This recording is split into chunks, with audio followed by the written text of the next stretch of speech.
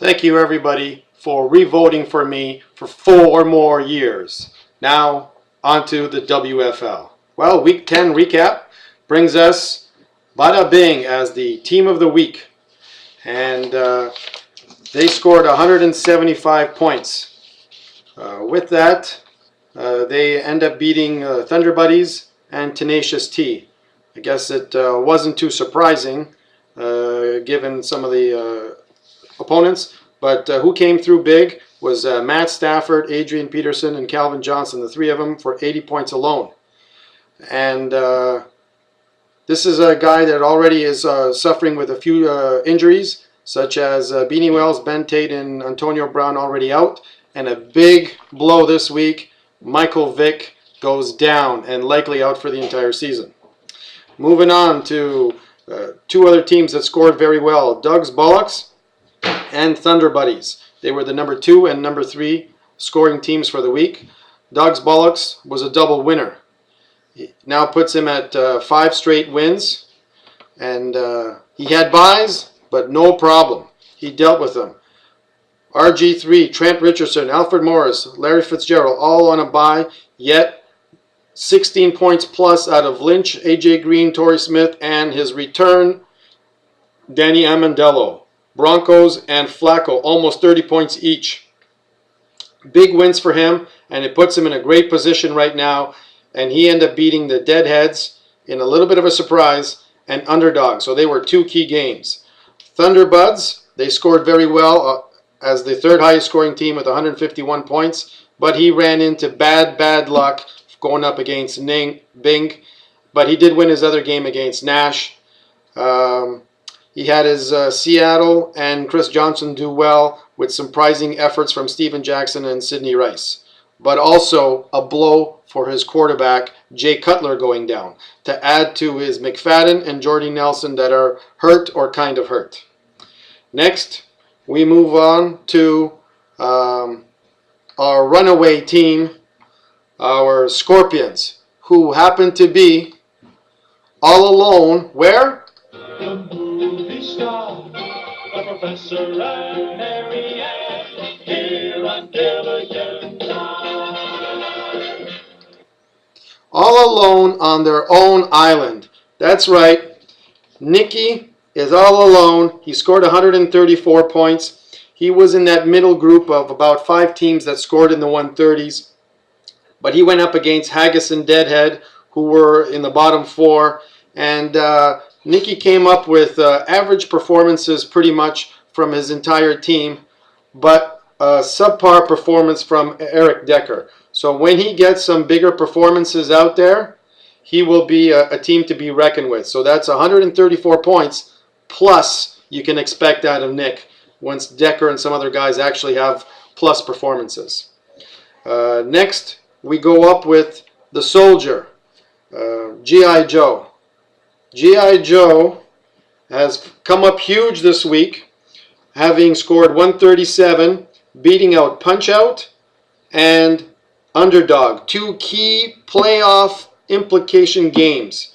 He had a crappy performance from Michael Turner, 1.5 points, and he too went down with his quarterback, Alex Smith, but Andre Brown and Kyle Rudolph surprised. So this is a Soldier with some new weapons, and here's a report. Sing the new G.I. Joe with Kung Fu Grip. G.I. Joe has hands that grip, fingers you hold open and let close, hands that hold on with a Kung Fu grip, the grip you help Joe use in self-defense. New G.I. Joe with Kung Fu Grip, the hands that... Well, there you have it, folks. G.I. Joe has Kung Fu Grip, new toys, new tools. Watch out for G.I. Joe, and also a fairly friendly schedule going here on in. A man to be watched for, as I think he makes the playoffs. Next, we have Pork Chops. Well, a really nice pork this week, and yet he did not get chopped. Instead, he did the chopping. He did what? Well, this is what he did, folks. Listen in. I shook up the wall! I shook up the wall! so. All right, tell us this. All right, That's right. He shook up the world. He shook up the world with those 2 huge wins against Nash in a nail biter on Monday night, where Nash could not have Isaac Redmond come through enough, and therefore a huge playoff game implication that now with 2 wins shoots Pork Chops all the way to 11 wins and pretty much only 2 wins away from our benchmark of roughly 13 games that it takes to make the playoffs. Its history shows 13 games gets you into the playoffs, and Pork Chop seems to be on his way. What did he do? Well, he had 4 players with less than 5 points. Again, nothing new there, but he hit big on Indy's defense, Greg Olson, Michael Reese, and Fred Jackson. So he had some nice jobs there. And this is with Aaron Rodgers, Aaron Hernandez, and Mojo either hurt or on a bye. So watch out for Pork Chop. The 50%ers are on a roll and ready to cause havoc. Next up, we got T. Very tenacious with bye guys. Oh my God, I can't believe I'm the president saying this. Well, our friendly little hard worker, Tenacious T, he made a trade this week that was supposed to help him for the Toilet Bowl when he traded with Matt to get C.J. Spiller and Percy Harvin. But in there he got C.J. Spiller and Denario Alexander. And those 2 guys added up for 37 points compared to Forte Nix, who he shipped up the other way for 17 points.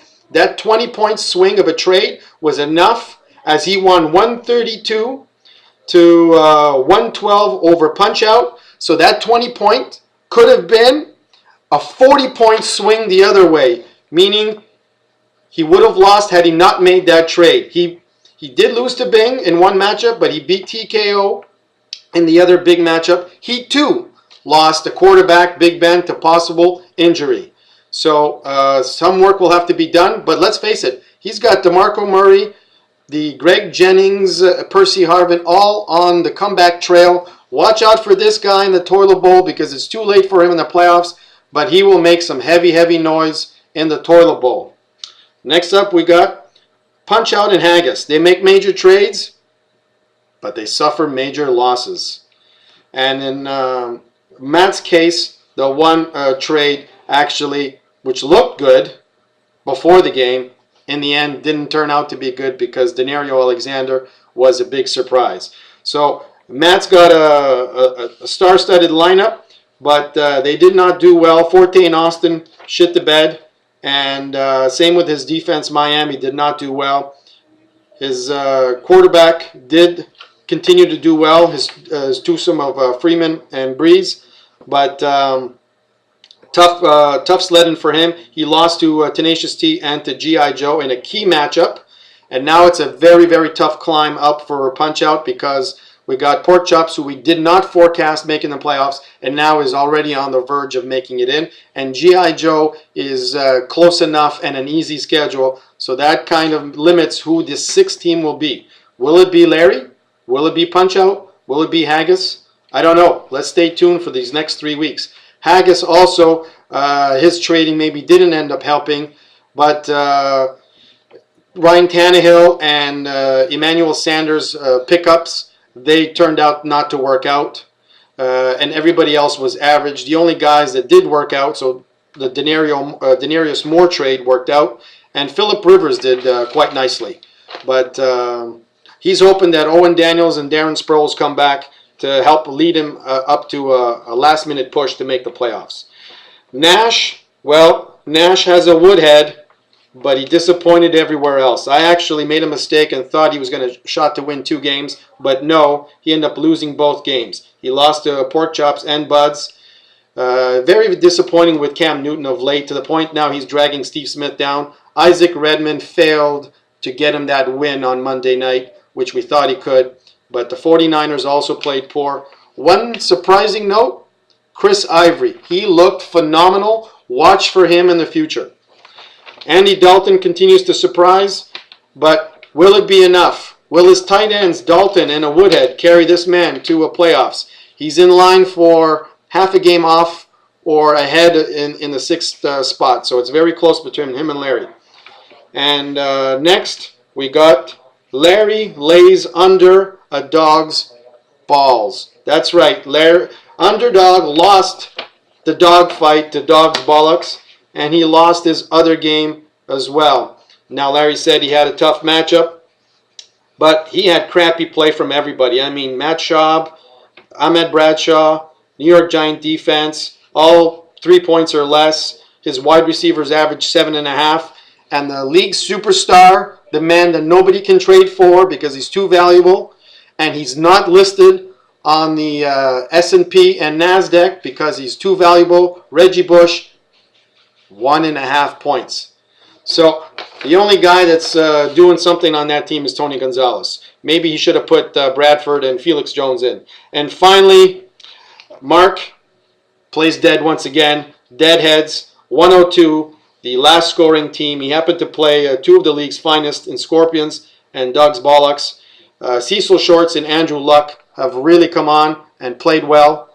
But everybody else, including Eli Manning with his measly 3 points, is not pulling their weight. So that's it, folks. Recap is done. Enjoy the show.